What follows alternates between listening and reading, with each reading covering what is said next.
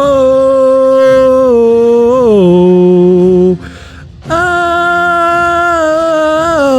Look, I'm sorry if you don't like it, but that's my childhood.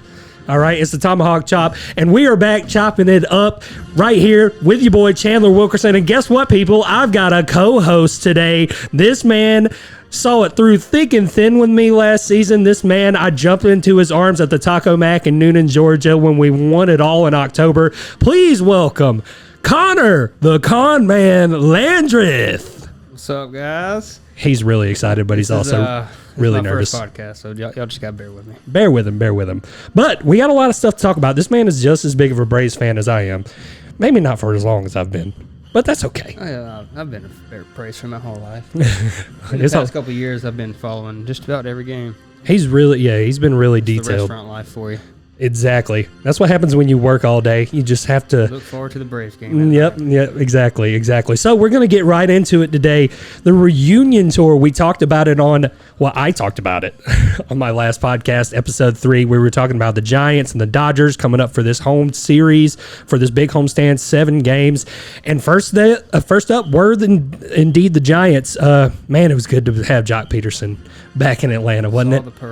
Saw the pearls. He had them on, and I just love that he was slapping nuts and giving people purple nurples, and I mean, it was like having your buddy back in town. Yeah, that's a character right there, man. He brings life to every locker room.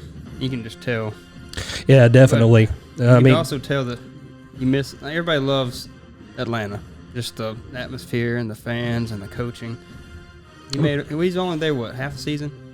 I think, not even really. I mean, a little past the trade, or a little before the trade deadline, at the end of August, on into October, becomes a Braves legend. I mean, build a statue. Just like that. A lot of statues were to be built last season and then, Jock got his championship ring, and all of a sudden, boom, you're the enemy. Yeah, well, he's always loved. But, like I said, coming off that road trip, the schedule was going to toughen up, and that's exactly what did. And the Giants coming to town, and what do the Braves do but win game 1 in tremendous fashion? It's like I said, Max Fried comes out there, throws fantastically. I mean, he was both home games that he pitched on the stand, he was really good. But the first game against the Giants, where you really, really needed, a heavyweight to come out and do heavyweight things for you, that's exactly what Max Fried did, and he did it against Logan Webb. So that game goes into deep, definitely a big time pitchers battle. And Orlando Arcia wins game 1 for the Braves, a walk-off single. That man is just built for walk-off hits. What can I say? Yeah, when was this first one? I know that was the second one of the year. The first one was it against the Red Sox? It's been a while. I think it was against the Red Sox. But anyway, it was a walk-off homer, and then this was a walk-off single. Phil Goslin, replacing Ozzie Albies, he comes from second to home. That boy can run a little bit. Just glad Matt Olson wasn't at second. He's probably the slowest guy on the team. We love you, Matt Olson, but you're the slowest guy on the team. He's probably still faster than me. But definitely faster than me. Moving along to game 2, man, that was a slugfest. Braves go down early. Matt Olson hits a 3-run homer to put them back up, but it was just back and forth all night. Acuna comes up, hits another 2-run homer to put them back up, but it eventually was a little too much for the Braves bullpen that night, and they lost 12-10. But we don't want to talk about that. You put up 10 runs a game, 90% of the time you're going to win. You're supposed to. But, the Giants, you got to give them credit. They were a good team, especially that night. I watched one game, and I think it was against the Giants-Reds game. I don't know. I was watching it. The Giants hit within 2 innings like 5 home runs. They got a team. Yeah, they had a team last year. You can't really blame them for being as competitive as they are. But that was the last win they got in Atlanta. Game 3, Adam Duvall comes through with a walk-off single. I mean, Duvall, we're just walk-off winners, man. What can we say? That shows team right there. And then, and we'll talk about that a little later about how tough this team is mentally. But, they win that in game 3. Their confidence is back, even after a game where they felt like they probably should have won. And we're going to talk about that a little more, too. But game 4, they were pretty much in control the whole time. And the Giants tried to creep back in. They did win that one Bullpen held out. I think that game was a final of 7-6. So they win that series outright. Look at this. You got Dansby went 3 for 4 with 3 RBIs. Darno went 3 for 5 with 2 RBIs. Marcel with an RBI. I mean, that's just Dansby got hot that series and it carried over. Dansby's been hot for the better part of the last month and a half. He's definitely driven this run we've been on this month. To me, he should be the NL starting shortstop in the All-Star game. Him and Trey Turner are kind of right there with each other, but if you've really been watching the Braves and you've been really watching Dansby Swanson and what he's done for the better part, especially how he started the season, Trey Turner didn't have a terrible start to the season like Dansby Swanson did, and Dansby is right behind him. The only thing he leads Dansby in, I believe, is average. Every other offensive category and major defensive category, Dansby leads in the NL shortstops. First month or two, Dansby had a 150 average. It was really bad. It wasn't just the average that was bad. It was the amount of strikeouts. Strikeouts are killer, but now he's hitting over 300. Yeah, well, it's 299 as of last night, but I mean, we won't put an asterisk by that. He's been on fire. He's due. He can have all the bad games he wants after this month. Yeah, well, I don't know about all the bad games. Well, you know. No, he's done great. He really has. I talked about that last episode. I'm going to continue to praise Dansby. So the Giants move out, and here comes Hollywood. The Dodgers move in, and it's a 3-game series. And Friday night was, as a Braves fan, it was tough to watch, man. It was so tough to watch Freddie go through what he went through emotionally. And at the same time, it was great to see him. But all the fanfare that came with it, like the massive media coverage and still to this day massive.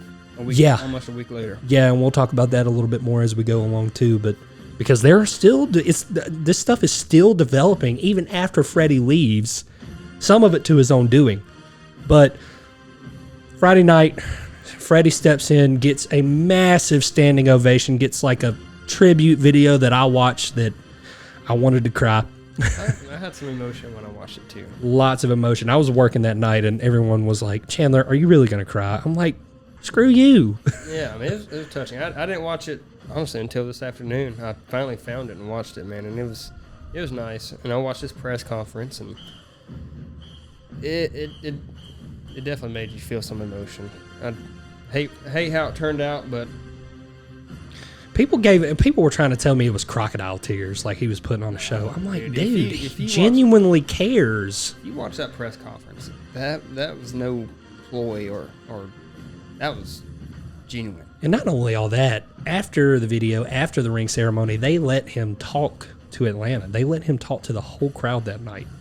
And he was just like, I'm so glad to be back, and I miss y'all, and all this crap. And I'm like, people are really thinking that he wants to be with the Dodgers. And you had you want to follow up on what Clayton Kershaw said about it? Oh, he just said he saw Freddie's reaction, and he made a statement saying he didn't want the Dodgers to be second fiddle. Like they said, they have a good squad there, which they do. But everybody knows Freddie's heart's in Atlanta. His career's in L.A. You're always going to be second fiddle when the devil went down to Georgia, all right? We got the best fiddles. The past 4 years or 3 years, the Dodgers have been the most hated team by the Braves. And then you go and play there. It was tough, but so game one, I want to get into this series just a tad. Game one, the Braves came out flat. Ended up losing that game 4-1. Julio Urias, I don't know what it is about him in a Dodgers uniform, but the Braves just cannot hit that man. They can't catch up to his 94-mile-an-hour fastball for whatever reason.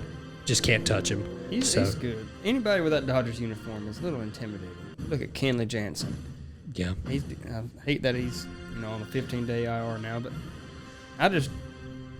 you see him come out last year with that Dodgers uniform, and you're like, oh, shit.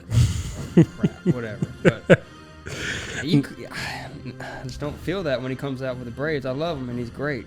But something about that Dodgers uniform makes everybody just look disgusting. It's rather intimidating. They're the golden child of the MLB. They always will be. Yeah, they're going to put out the best when they go out and play. Yeah, and you're going to give their best, too. I mean, they're the evil empire of the NL. we'll save the Yankees for later, even though they're playing great. Well, you hit on that, and they get everybody's best, and I think that's what. Going back to the earlier this season with the Braves, they're not used to. They're getting people's good, but this year they're getting people's best. Yep. They're going to say, "Hey, we're going," and I think that's what they struggled with. They leadership in the clubhouse with Freddie gone, but it's all coming together. They're all playing together. Dansby stepped up, and I think he's stepping up as a leader of that clubhouse. In my opinion. Yeah, no, that's a great point to make. 20-5 in June now. You're right. Everything's kind of being put together for the Braves right now, and we'll move right along to Game 2. With that being said, about Dansby being a leader, he hits he hits a 2-run homer in Game 2 against the Dodgers, puts us up 2-0. We add on later, make it 3-0. Dodgers somehow claw back into it because that's what the Dodgers do.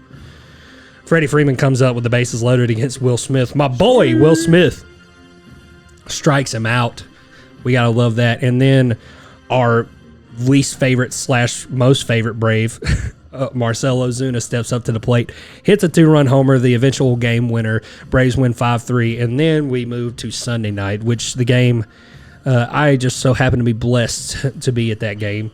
That was a good game. It was a really good game as a pitcher's duel. I said that was a great game to watch on TV because if you're in the ballpark like me and you're protecting your friend who is a Dodgers fan, I was protecting him most of the game because he was just so sad.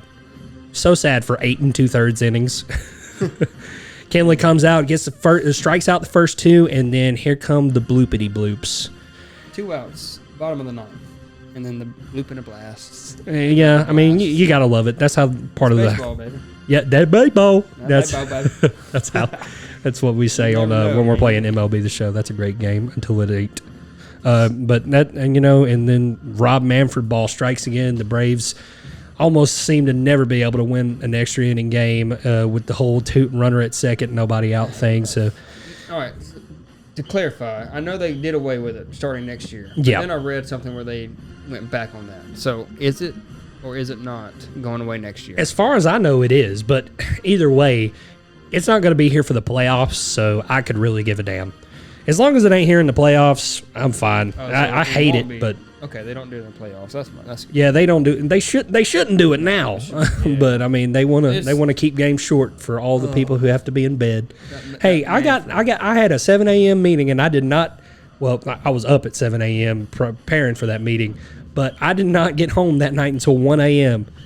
Other than the fact that the entire air got sucked out of the stadium after the 9th inning, which Michael Harris saved that game in the 9th inning, made that amazing diving grab. You say that, and I'm going to make a point real quick. Yeah. Did you see what his name slipped out away from Dave me? Roberts. Dave Roberts made a comment about Michael Harris, saying something that the Braves saw a long time ago, obviously, but he's saying that kid's very special.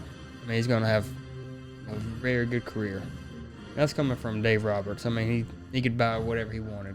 And in that quote, it sounded like he wanted a person like Michael Harris. He's going to be huge. Well, he also said something about Max Fried after Saturday night's pitching performance, which Max Fried kind of got the dope end of the stick on Saturday night's performance. He had 6 2/3. He had a career-high strikeouts, and he didn't get the W because of the Dodgers. But shout out to Max Fried once again. And I guess we're going to... Fried's lights out. Yeah, man. He can be. The fact that...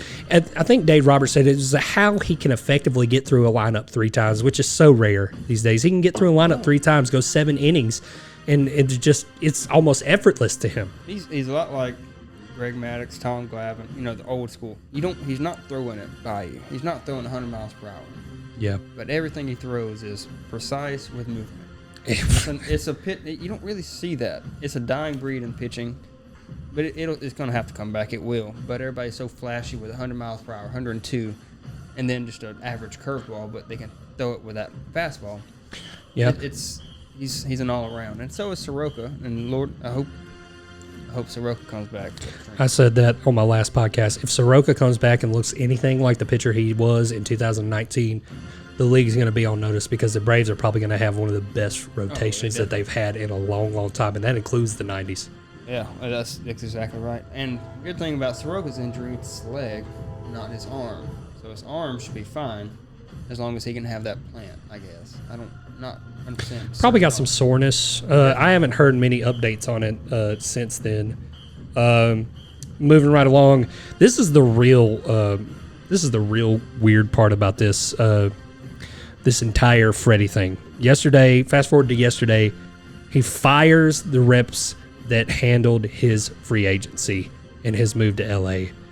And that just confirms to me as a Braves fan, and should confirm to all Braves fans, that he never wanted to leave. He never wanted to leave. And we actually just got a text message of a Twitter feed that I saw earlier. Casey Close, his rep, like his main rep, he never told Freddie about the Braves' final offer. Apparently, that's known to happen in the MLB, but Freddie heard from Alex Anthopoulos himself this weekend what the final offer was that he never heard from his rep. And that's why Freddie chose to break it off with his agency. I'd be pissed off too. Freddie, obviously, after this weekend and the comments he made in that press conference, he wanted to be in Atlanta. I think his wife wanted him to be in LA. But if he's making money like he's making money, she's going to be wherever he's at. But he obviously wanted to be in Atlanta. And, you know, it was circumstantial, I think, in my opinion, because of the lockout. They couldn't talk to each other. It was obviously through the agent, and the agent took advantage of it. He controlled it. But, you know, the Braves did that, and they said no, and we got Matt Olson, and the rest is history. Yeah, and look, I'm glad Matt Olson's our first baseman. I really am. Love Freddie to death, but Matt Olson, he's the future. I mean, and I got a point I wanted to make. I wanted to compare Freddie and Matt Olson. I mean, they're two same position, left-handed batters, a lot alike, but they're not. They're two different players. And both are great, but Matt Olson, we got to give him a chance, and I want to give him a chance. Obviously, we are for 8 years. Guy hit 2 home runs last night. He shut, and that's another point. Like, that's where I was saying Matt Olson has feelings too. Last night, he's like, shut this Freddie shit up. Let me do my job. Look, I honestly think, to me, his gusto, the way he stands out to me, I just don't think he's affected. I mean, hence the 2 homers that he hit. The Braves are off to Philadelphia, right? We come to Philly. Unfortunately, no Bryce Harper for Philly, as he was. A lot of people were writing the Phillies off after that. Yeah, well, I mean, it's tough. Bryce Harper was having another MVP start to a season. I mean, he won NL MVP last year. He was above 300. He had 15-plus homers. He had close to 50 RBIs, and Blake Snell just hits him in the thumb, and now he's lost for 8 weeks, maybe more. And they're writing him off, but Bryce Harper, he's still very good, but he's older, and I think he's really embracing that DH. Maybe, but I mean, it's going to be. The Phillies are already a pretty shaky defensive team. They have a great offensive lineup, but the Braves come in. Like I said, Matt Olson's unaffected. He blasts 2 homers last night, including the eventual game winner, as Braves win the first of 3 in Philly 5-3. Charlie Morton, 5 2/3, somehow keeps willing himself to quality starts. Charlie's the first 2 innings are like, all right, Charlie, come on. Yeah. But then next thing you know, it's 6th inning, and he's still pitching and striking out. Like, he surprises me every game. I'm like, come on. Yeah, 30 pitches, settles in. 30-plus pitches in the first inning, still get him through almost 6 of 2-run ball. That's pretty impressive, all things considered, as I think Connor has something to do. He's stepping away from the mic for a second, but I'll just take care of the Braves and Phillies are both banged up this series. Kenley, like Connor mentioned earlier, is on the 15-day IL with an irregular heartbeat. That's something apparently that he's dealt with in his career before. So some things are bigger than baseball. You have an irregular heartbeat, you need to go get that checked out. You need to do whatever you got to do. I don't know, cardio. Because the Dodgers are heartless, so he's actually having a heart now.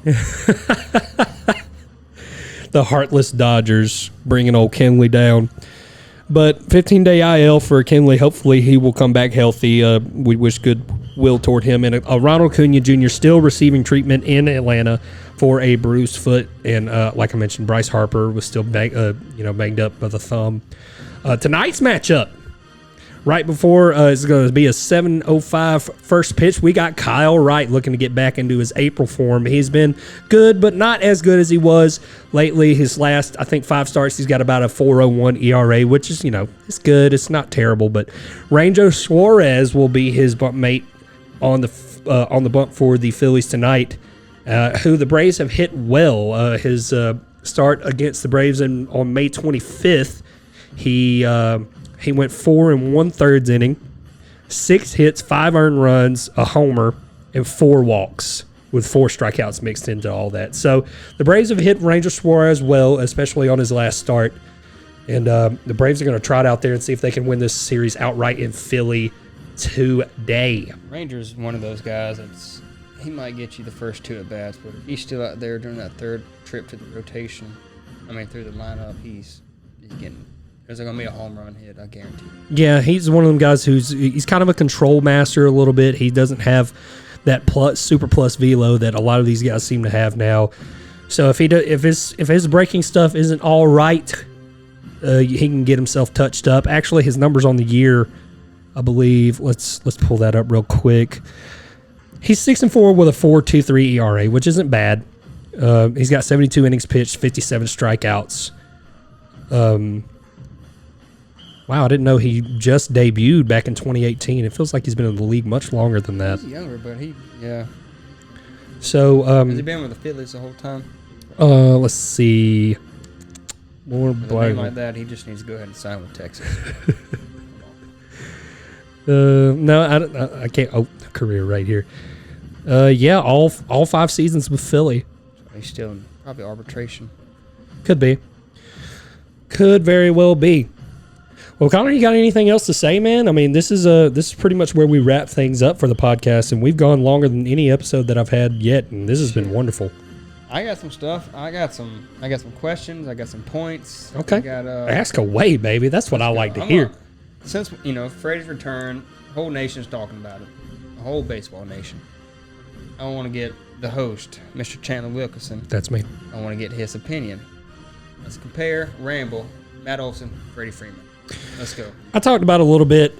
Matt Olson is currently the guy that I want at the plate for them.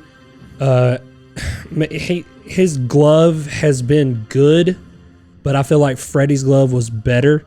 Mostly because you're used to seeing those double plays get turned in those plays at first base where a throw is low and then you have to scoop it. I'm used to seeing Freddie make those plays all the time. And Matt Olson, he's made most of those plays, but it doesn't seem like he's been as seamless over there. Yeah, but at the same time, he's getting better. Yeah, he's gonna get used to that dirt. They're playing in Oakland. He's been playing his whole career in Oakland. Yeah, he's been playing on the old Raiders field. That poor place. I feel so bad for the Oakland A's, man, and now especially because we have a couple of our old farm guys out there, Christian Pache, Shea Langoliers, who I really liked as a Braves catching prospect. So we haven't seen, I never got to see him in an official Braves uniform. It kind of made me sad. I was kind of like thinking, besides William Contreras, who has also been great this year. That was kind of the guy I was looking forward to seeing in a Braves uniform at catcher, too. Travie Daddy hit a home run last night, too. That's my boy. Man, Travis is lighting up.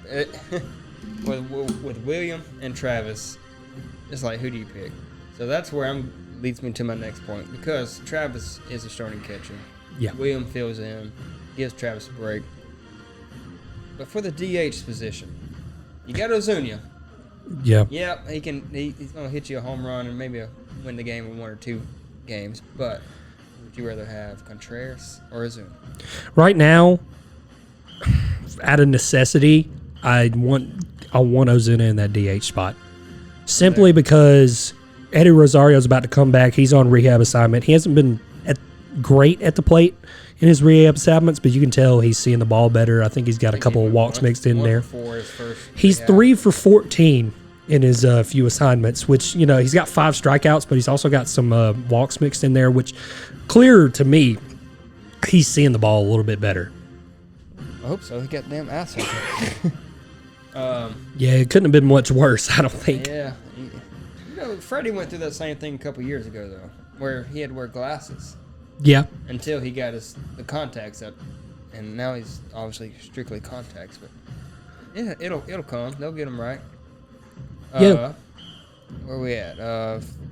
We kind of touched on the Phillies without Harper. You know, they're gonna definitely miss him. What's he out for? 8 weeks? Minimum. Yeah, when you break something that is a vital part of your batting stance, i.e. your sorry, my voice is kind of weird right now. But you break something that's a vital part of your batting stance, like your hand or your foot or something in your leg, you're not going to be back for a while. Especially if you have to have surgery. Hopefully he doesn't. I don't know if they have any updates on that or not. You know what? That's not our problem. That's the way I view it. I'm sorry. I hope he gets better. But you know what? We need Ronald back. We need Ozzie back. And I was watching this. Like I said, 7:05 first pitch tonight. That might be posted during the game. It might be posted before the game. It depends on how quick I can get this up. I'm not in a hurry here. We're gonna ramble on. We're gonna talk about these points. But look, I was at work today and I was watching the Mets and the Astros go at it, and that because that was a 1:00 start, and Justin Verlander is a freaking tank, man. How long has he been in the league? Yeah, dude, he's off of Tommy John surgery. He hasn't been pitching in almost 2 years, which it honestly gives me that much more hope for Mike Soroka, because Verlander is nowhere near as young as Mike Soroka is, and he just for the first time today, he was the first pitcher to 10 wins in the league at 39 years old, after not pitching for almost 2 full years. That's crazy. Because I remember growing up, 10 years ago, watching Verlander with the Tigers. With the Tigers, yep. And Scherzer was on that Tigers team too. Dude, there was another one too. Who was it? He had Verlander, Scherzer, and they had that.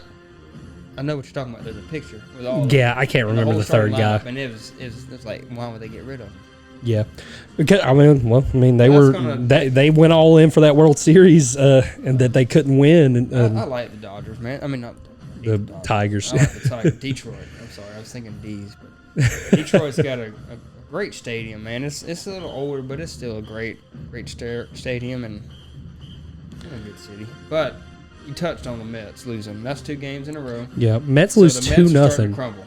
Mets, they're doing the Mets. Yeah, well, I mean, granted, their schedule's been tough, but because they were good because of the first stretch was so easy. The Braves are actually kind of going through that same stretch right now. They're starting to. The only difference is they don't have to play the Yankees. The Mets always have their series with the Yankees, maybe Subway 2, I think. Series. Yeah, which is what everybody wants to be the World Series this year. I say bollocks. That's mainstream media.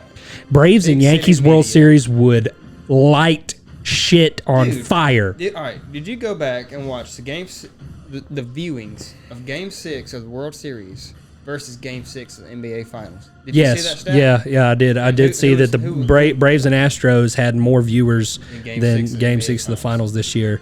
Don't tell me baseball's dead. It's not. It's not. It's just all these old heads will tell you that it is because they don't like the bat flips and the fun, and they don't like that shit. But at the same time, that doesn't have a lot to do with it, in my opinion. What it has to do with it is the teams in there. Yeah, I mean, it's more exciting. Teams don't give a fuck about their teams. They don't. They love them, but at the same time of watching them, they don't. The Braves, it's about like the Red Sox. They have multiple states to watch them. That's true. Braves country is big. It's huge. It's the whole Southeast. Well, I mean, it really is bigger than that, even because they were broadcasted nationally televised for all throughout the 90s because of Ted Turner and all those guys. And Eddie T. Ted. We love you, Ted. If you're listening, I'm sure you're not. I'm sure you're out on your yacht somewhere. But we love you, Ted. And the Braves have always loved you. We wouldn't be the Braves without them. But yeah, the Mets lost 2-0, but man, that game was really entertaining. I watched through the whole thing. Everything was both teams played really good baseball. Like, I mean, people were robbing hits and all this stuff, but Verlander was dealing. Taijuan Walker was dealing for the Mets too, but Verlander, 8 innings, and he didn't have a whole lot of strikeouts, but the Mets couldn't touch him. Like, they had 2 hits today. That's where this veteran status comes in. Taijuan Walker's little hit or miss, man. He's got the stuff, but yes, that's good. That's good. All right. Now, the Braves are are looking for another left-handed batter. They are. Dun, dun, dun.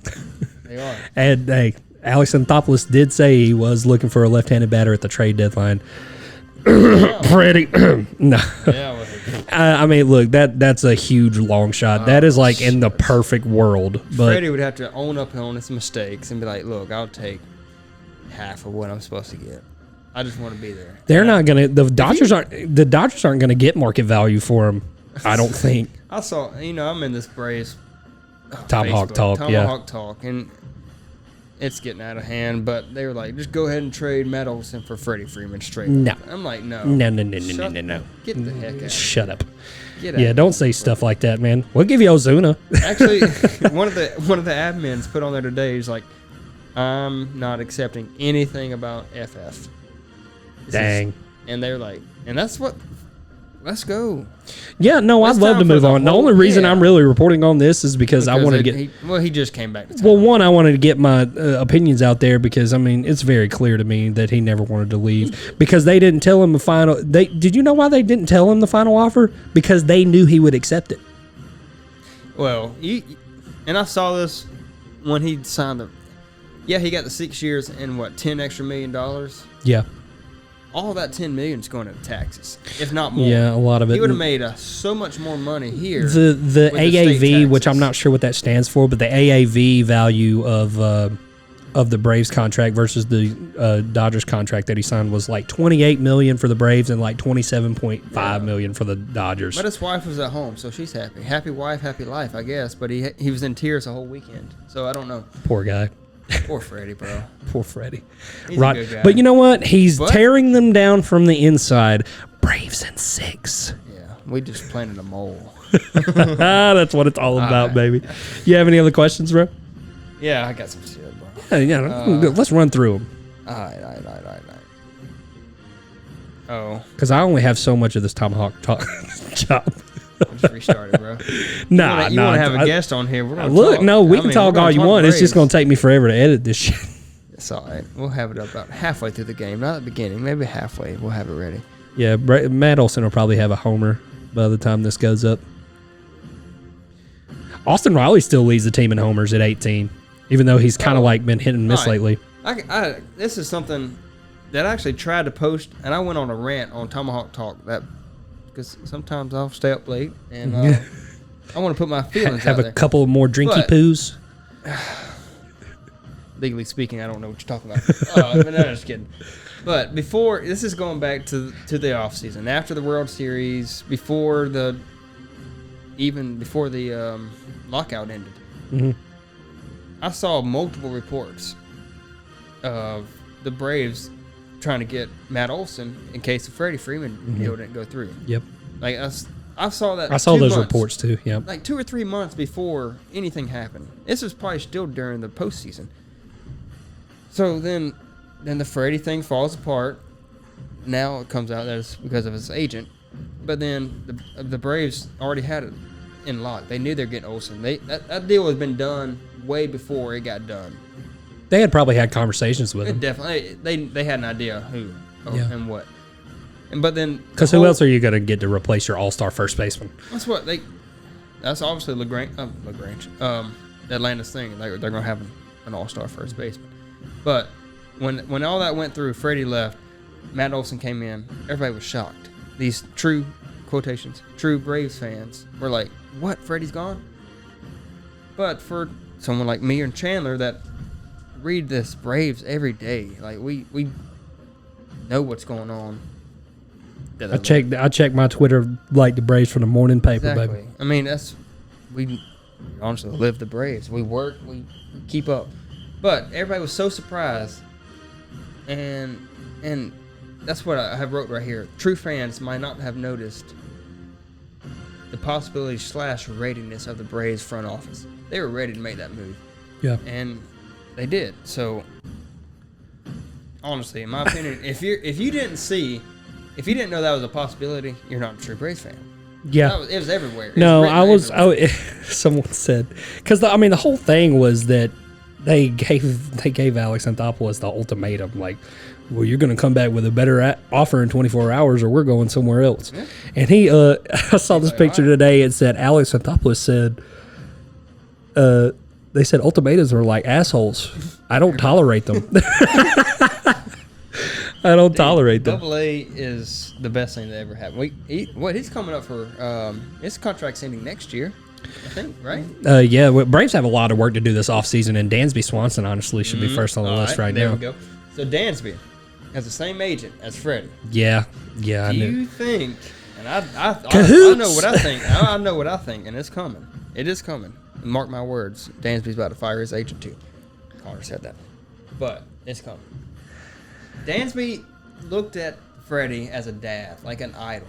Yeah, and because Dansby's a little younger than me, I think, or right there with him. Dansby's 26, 27. He's probably my age. But Freddie, you know, he was more mature. He knew how to play his cards, and Dansby probably followed this agency because Freddie was like that figure for him. Mm-hmm. Freddie dumped him. Dansby's going to see what they did to him, and Dansby does not want that to happen this year because Dansby wants to be a Brave. Bandy boys want to be Braves. That's true. We ought to get Walker Buehler in here. And if you notice, going back to our losing streak at the beginning, like end of May, I've heard multiple things or read multiple things. I don't know what's true, but I did see something that Dansby stood up in front of the clubhouse and pretty much cursed them boys out. And he is developed, like I mentioned earlier, he is becoming the leader of that clubhouse. He's 28. Dansby's 28, so he's about my age. He's older. So, but even so, Dansby grew up probably watching Freddie just like I did. I mean, Chipper was more that guy for me. But Freddie was right behind him. So, I mean, 12 years. That was let's see, that's the 09 season all the way up to 21. Yeah, he was with the Braves for 15. So 2009, I'm 15 years old, and that's my guy. Yeah, that's my guy. That's our new first baseman, and he started out with the Braves. Well, I had Javier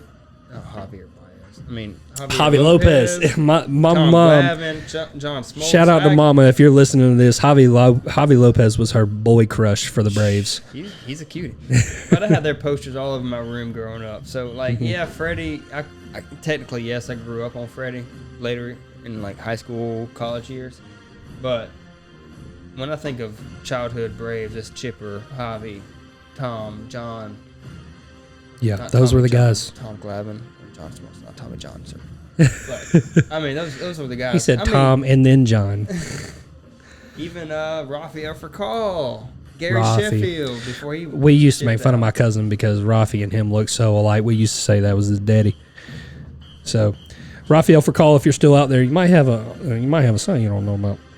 Nah, but in all seriousness, Javi Lopez was in the at the game the other day. They had pictures, but yeah, I was there on Sunday, and Sid Bream and Kyle Farnsworth were the Braves alumni that everyone got to meet. I didn't wait in line for Sid Bream. About Kyle Farnsworth. I do remember when Kyle Farnsworth was playing and pitching for us because he was supposed to be like the Craig Kimbrell, but he never was. But I mean, look, he still has much love, man. Oh, I remember Craig Kimbrell. Any Brave that the other night now. Any Brave that I explicitly remember, I got love for him in some way, shape, or form. So, but yeah, it was weird to see. Somebody said this was like a really effed up game of Clue because you had Kenley Jansen in a Braves uniform trying to pitch to Freddie Freeman in a Dodger uniform, and then the next inning, Craig Kimbrell in a Dodger uniform tries to shut out the Braves. All right, so if you notice, this is something I noticed. Last season, we had 44 in our outfield the whole season. Yeah. Care. Yeah, for Hank. All right, we win the World Series. Bang. Have you noticed how many other stadiums this year have numbers in their outfield? No, I haven't. The Dodgers. There's probably like at least 3 or 4. Like I made it sound like it's going to be a big ass number. But, no, but still, that's and then the curious there's a patch on the. I just noticed so many things that these smaller market teams and even large markets teams have done that the Braves were doing last year. Trendsetters, baby. We are. I mean, we just do our thing. Everybody want to be the Braves, but don't nobody want to be the Braves. You dig? What else you got for me, Con Man? All right. Let me look through my list. We can touch on Soroka if you want to. I think we did already. Yeah, I mean, I haven't been seeing much about Soroka lately. Jazz Chisholm. Did you see what he said? Jazz. I wanted to bring No, up Jazz. I did see where he said something about he thinks Atlanta's really cool. ATL is in his opinion is the best place to play. He loves the atmosphere, the baseball atmosphere. We are our park what holds I think 42,000. Yeah, somewhere along those lines. 42. Ass ankles. It could be 43, I guess. But we packed that crap that stadium out 6 out of 7 days a week. Yeah, most of the time. I think we had 5 out of the 7 games were sellouts for this last homestand. We're not necessarily a small market team, but we're not a big market team. And they don't love us like they love the LAs and the New York. They don't. Well, LA has 53,000, 54? 55 somewhere 55? in there. That's ridiculous. Huge. Their backstop goes up a mile behind home plate. I mean, and then they shortened the fence.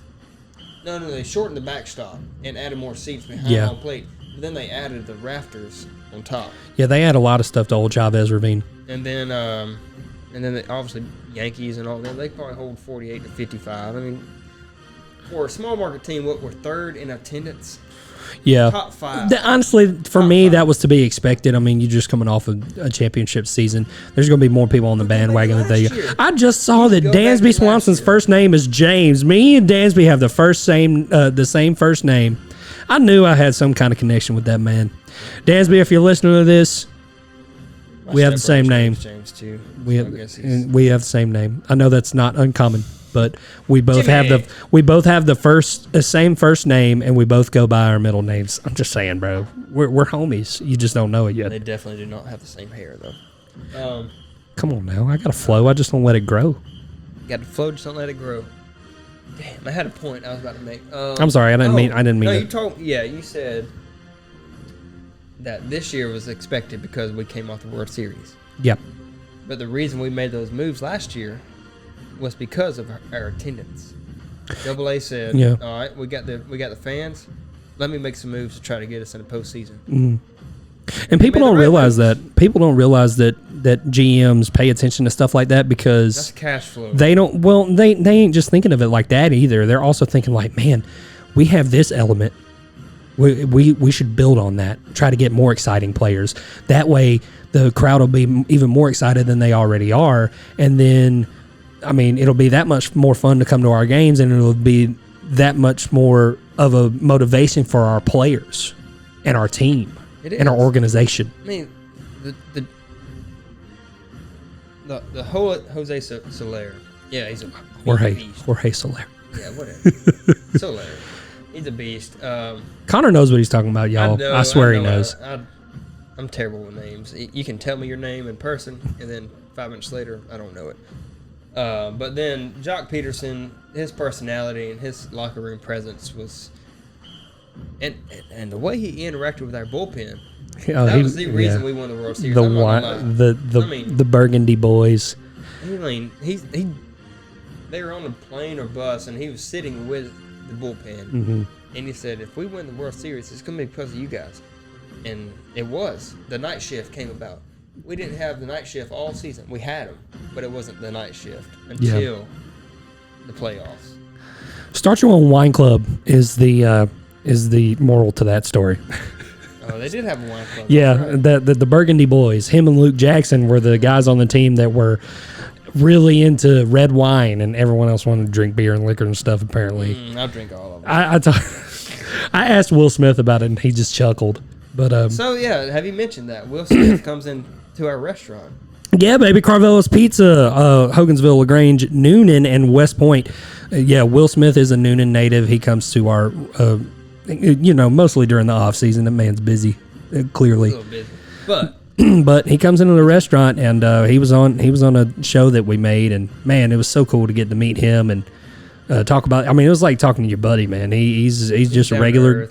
He's a regular guy, and he's good to have around. And I'm glad that he's with the Braves. I mean, he even talked about how everybody wanted to burn his house down midway through last season because he was struggling so bad, and it's just great to hear that from the perspective of a real player, especially one who struggled and then ended up overcoming those demons and kind of, pitching 11 shutout innings in the playoffs, including the last inning that won it all for us.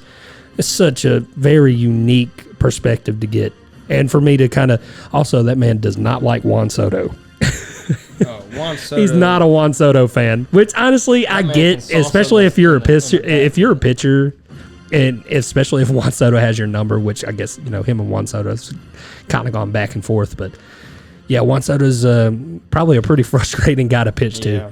He's frustrating to watch. If he misses, I love watching him though, man. If he misses a ball and it's just right off the plate, that's how much will bunny hop in the batter's box and just.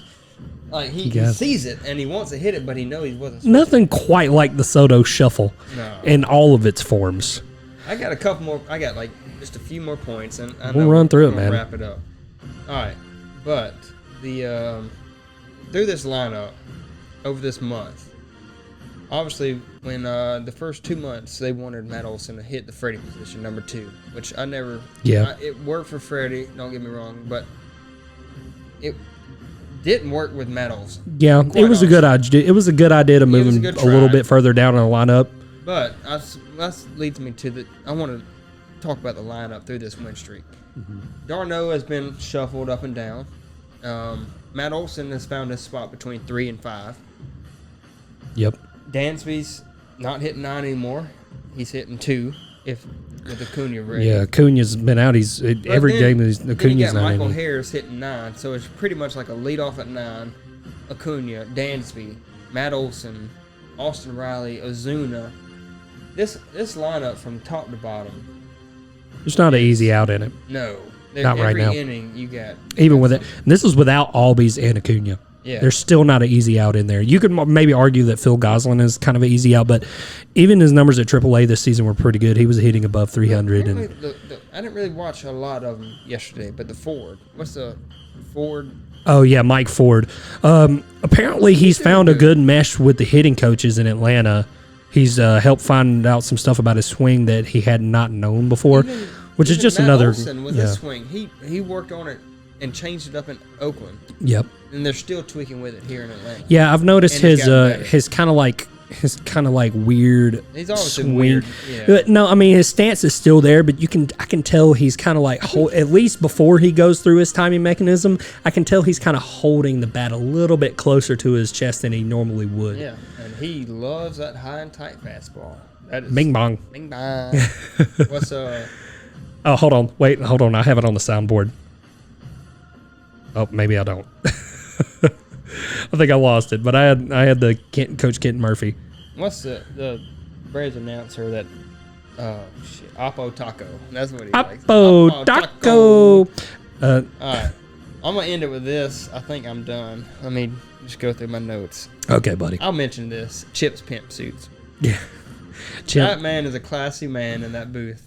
Yeah, no, I love me some Chip Carey. Chip Carey is all right. So I watch a lot of baseball games, not like full through, but I want to hear their announcers. Yeah, I want to, and 9 out of 10 of them are just boring. Yeah. But I will say, and I'm not being biased. I promise you, I'm very open minded. Our booth between Jeff, Skip, Birdie, no. Kelly Kroll. And then Brian Jordan, right? Brian. Peter Moylan, too. Peter Moylan. Freddie said when he came to the stadium this weekend, Peter Moylan had him a parking spot reserved. Really? Yeah. Oh, that's cool. I'm pretty sure that's what he said. They said Peter Moylan is like one of the funniest guys to ever come through the Atlanta Braves organization, and I believe it. I belive it, too, dude. We have the best sports guys. It's a full team. It's not just 2 guys, 2 old guys. Well, I will say, it's I've listened to quite a few teams myself. The teams that I really like outside of our own, the Giants have a good team. Yeah. The Mets have a good team, and the Red Sox have a great team of broadcasters. Yeah. great team of broadcasters. I just watched the love Angels game. And it was pretty good. Well, you know, broadcasting is such a huge part of what I love about baseball too, and it's part of the reason why I'm doing this. Is, I mean, my dream's always been to be a play-by-play announcer, but I love how the Giants broadcast, how he really gets into a big home run. I just love the he hits it high, hits it deep. Yeah. It is out of here. So I mentioned earlier that I watched a Giants game, and they hit, like, within 3 innings, like 5 home runs, and it just popped them back to back. And they were good. The Angels, their guys were all right. I'll tell you who's terrible. And I got to think a minute to watch what game it was. I might have to release this as a 2-parter. You might have to. I'm cutting it short, to be honest. Yeah, no, I love it, man. I'm just trying to think. I've never recorded a podcast this long. I was thinking we might go 30 minutes. You said 30 minutes. I was like, I don't know. I'm thinking about an hour and a half. Because all my other ones have been 12 minutes or less so far. So, I mean, so by yourself. Yeah, you're talking to yourself, and you can only talk so long. But I have like 5 different points with question marks because I knew we were going to start rambling, and that's what a good podcast does. You just talk. That's what a good podcast host does. Yeah. And co-host. Maybe I should just start hosting then. Nah, you're good, man. You got to learn how to talk into his microphone a little bit better. All right. Sorry, guys. I like to be relaxed. I don't like leaning up in this thing. He was nervous about 20 minutes ago. I took it out of him. I'm getting He's feeling it now. I was about to say he wants to start over. We can re-record all this shit. I don't care. I don't care either. All right. I want to go ahead and wrap this up pretty soon. I got a go ahead. surprise gamble prediction. All right. Ooh, this is my big predictions by Con Man. This is my closing. If the Braves have a serious run through the playoffs, as in even putting up a fight in NLCS, making a run through the NLCS, Schnitt retires. Snicker retires? I see it. You think that? I think so. I don't know, man. Dude's been in the org for 43 years. Yeah. I mean, he won this World Series. Yeah. Well, maybe that just made him hungry. He's not going to quit on the boys after that. Yeah. Right? It's not like a Bruce Arians. Bruce Arians, all right? NFL talk. I don't want to talk about the Tampa Bay Bucks. All right. Well, he put in one extra year after winning the Super Bowl. Yeah. He's going to the front office. He's getting out of... Oh, so you think he might... I don't know. I'm not saying he's going to the front office. No, I'm saying... You think he's just going to be done, period? I don't know, man. He could win NL Manager of the Year again. Well, yeah, but does he care about that? He might. It's just like I said. That World Series might have made him hungry. Yeah, it made him hungry, but if he had a good run where he proves he deserves to be back, hang it while you're high, bro. You've been in there for 43 years. Yeah. Your whole life is dedicated, and you won the Braves in the past 30 years, the second World Series. That is step out while you can. I'm not saying this because I want Schnitt to be gone. I haven't thought much about that. I mean, that's a good point to bring up, but I literally haven't thought about it at all. He made a couple comments. He's not going to be here forever, obviously. He's old. He's got a family, grandkids. He's always away from his wife. He won the World Series. He's going to make a run this year. We're going to make the playoffs. And then after that, hang your head up. You had a career, bro. Well, who in the hell would follow him is the question. Will we outsource? The Braves have had such an amazing... Wash could come in, but think about Wash, how old Wash is, too. Right. That man has done cocaine in every MLB stadium as of 2008. All right? Not now. I don't know. He probably done it in Truist Park, too. No, man. Come on. Don't do Wash like that. Hey, my boy Wash is clean. I just remember him back when he was the Texas Rangers manager. I remember a news break. I was young. And there's like, Ron Washington. It was probably unofficial news. I ain't gonna lie. I don't think mainstream will cover this. But so Ron Washington has done cocaine at every MLB stadium. What? I've never seen that story. I swear. I thought you were just saying it as a joke. No, I'd have to Google that. I'm not going to fact check that on the podcast, but I'm going to have to Google that. Next week he'll let you know. I promise you. That man's got the nose for the line, brother. Oh golly! But he has a. I'm talking about the white line that goes down the foul. No, man, come on. That's a windmilling god right there.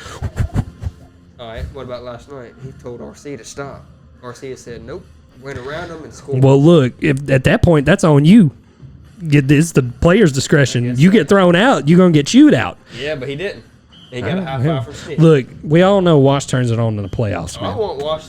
If Snit retires, I would give Wash a 3-year contract. Let him. Or I mean, that's a good point. I mean, I was surprised that Wash stayed. To be honest with you, I know he had suitors for a manager job. I know he had suitors for a manager job. He did, but at the same time, dude, just the atmosphere in the locker room to the front office of Atlanta is superior. I was watching Behind the Braves during the preseason. During spring training, I was watching Behind the Braves, and one thing we do in Atlanta, we get after it. I was like, all right, Wash, I hear you, brother. Well, talking about Atlanta, the best thing the Braves did was get out of downtown Atlanta. Get out there on their own. Like, you don't go to the Braves game. You go. They could have stayed, but they wanted to bring the Falcons to the Mercedes-Benz Stadium. And the Braves literally have more wins in the last week at Truist Park than the Falcons have had at Mercedes-Benz Stadium in the last 6 years. Well, what the Braves it ain't even been that long. What the Braves did is made it's an attraction. It's not a Atlanta team. They got out of Atlanta, or they're still in Atlanta, yeah.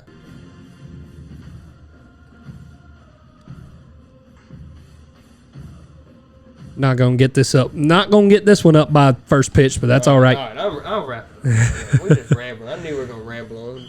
Chandler just. I was trying to keep you on one track, brother. I don't even know what that means. I don't know what that means, so I'm gonna take it as disrespect. All right, well, Chandler, I appreciate you having me. I hope I'm back. No, man, you can be good. You can be on here every time as long as it don't take me. As long as I think it's gonna take me. Well, I think you just need to post it. Look, man, hey, look, I very much could. I can just post this in one go at it, and I don't have a problem with it. I just hope that somebody watches this. It's a long one. I'll watch it. Shout out to Carvelo's Pizza Company. Shout out to Connor Landreth. Shout out to Chandler Wilkerson. Yeah, this is your boy Chan, the man, going to sign off on this one. This has been Chopping It Up, and I am so glad that my boy Connor joined me on this. We're just a couple of Braves fans trying to get it going, and let's bring home this W tonight. Let's sweep the Phillies. How about that?